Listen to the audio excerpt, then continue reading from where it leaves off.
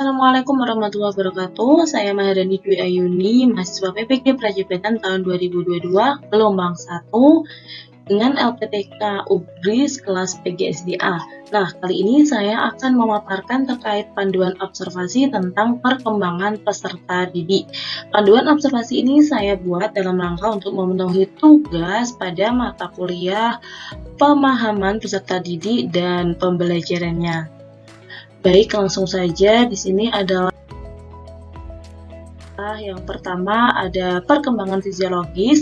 Untuk perkembangan fisiologis sendiri itu saya memiliki beberapa topik, yaitu yang pertama adalah gerakan tangan siswa dengan cara melihat cara menulisnya anak, kemudian penglihatan anak, kemudian posisi duduk anak, kemudian posisi berdiri anak, cara melompat anak, mengendarai sepedanya anak, kemudian ada fungsi tubuh anak dan juga cara berlari anak.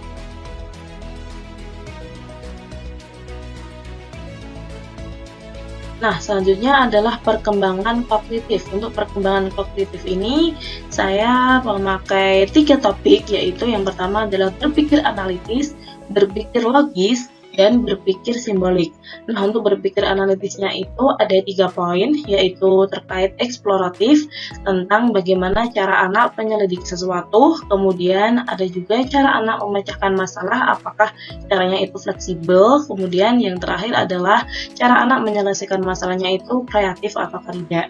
Nah, selanjutnya untuk berpikir logis itu ada 5 poin, yaitu yang pertama tentang cara anak mengenal perbedaan, kemudian cara anak itu menunjukkan inisiatifnya, mengenal sebab akibatnya, dan juga mengklasifikasikan serta mengurutkan benda. Nah, kemudian yang ketiga adalah berpikir simbolik. Di sini saya akan mengobservasi terkait apakah anak tersebut menguasai kalistung ataukah belum ataukah tidak.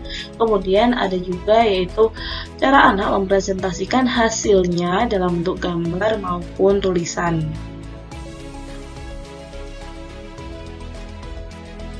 Nah, selanjutnya ada perkembangan psikologis. Di sini untuk yang perkembangan psikologis itu yang pertama adalah perkembangan emosional, yaitu di sini memakai 3 topik.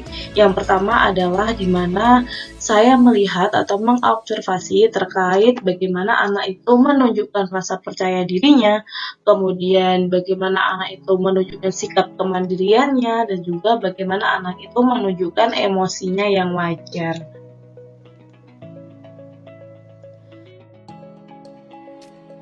Selanjutnya adalah perkembangan psikologis terkait psikososial peserta didik. Nah, di sini saya juga mengambil 5 topik, yaitu berinteraksi, jujur, tanggung jawab, disiplin, dan juga toleransi. Untuk yang berinteraksi, di sini bisa dilihat dari bagaimana anak itu bermain dan berkomunikasi dengan teman-temannya. Kemudian untuk yang jujur ini bisa dilihat dari bagaimana anak itu mau mengakui kesalahannya, kemudian dilihat dari bagaimana anak itu dalam mengerjakan tugasnya, apakah mandiri ataukah dia sering menyontek terutama dalam hal ulangan. Nah, selanjutnya adalah tanggung jawab. Di sini kita bisa melihat terkait cara anak itu menyelesaikan tugasnya apakah dengan baik ataukah tidak, kemudian terkait apakah anak tersebut dapat bekerja sama dengan baik, dan kemudian apakah anak tersebut dapat dipercaya ataukah tidak. Selanjutnya yaitu disiplin. Untuk disiplin ini bisa dilihat dari sikap anak itu, apakah dia selalu tepat waktu dalam mengerjakan tugas atau kegiatan lainnya, dan juga terkait anak itu melaksanakan tata tertib yang ada. Selanjutnya adalah toleransi. Untuk toleransi sendiri ini bisa dilihat terkait bagaimana anak itu ketika mengatasi kesalahan orang lain, apakah dia mau memaafkan dengan mudah ataukah tidak, kemudian terkait bagaimana anak itu menghargai dan menghormati perbedaan teman-temannya.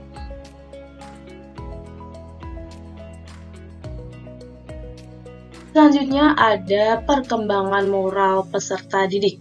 Nah, kita tahu kalau moralitas sendiri itu dijadikan sumber untuk menilai suatu tindakan atau perilaku. Seperti kita tahu ya, kalau moral itu pasti berhubungan dengan tindakan atau perilaku. Nah, di sini untuk observasinya itu saya menggunakan 5 topik. Yang pertama adalah terkait perilaku baik ataupun buruknya anak, kemudian apakah anak tersebut mengenal lebih dekat agamanya, kemudian ketaatan anak dalam beribadah, kemudian ada perilaku yang beretika anak, dan juga terkait sikap sopan dan santunnya anak.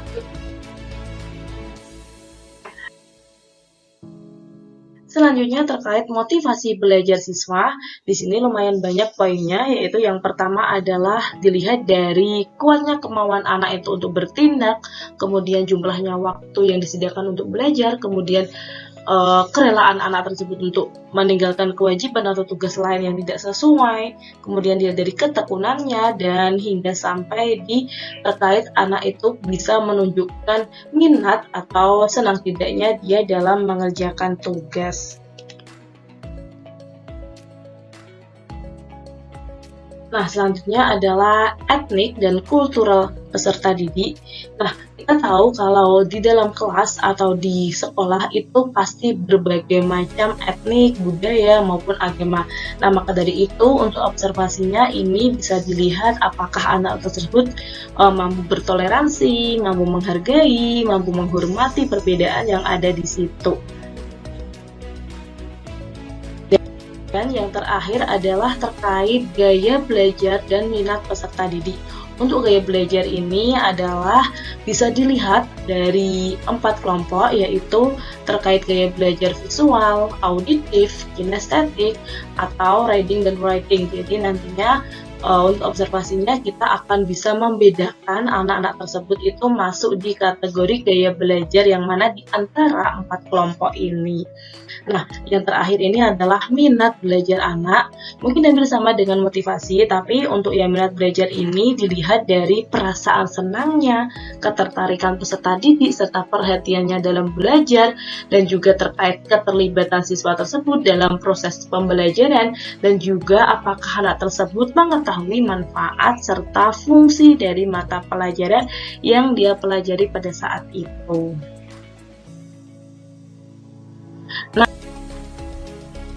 Nah, itu adalah paparan saya terkait panduan observasi perkembangan peserta didik.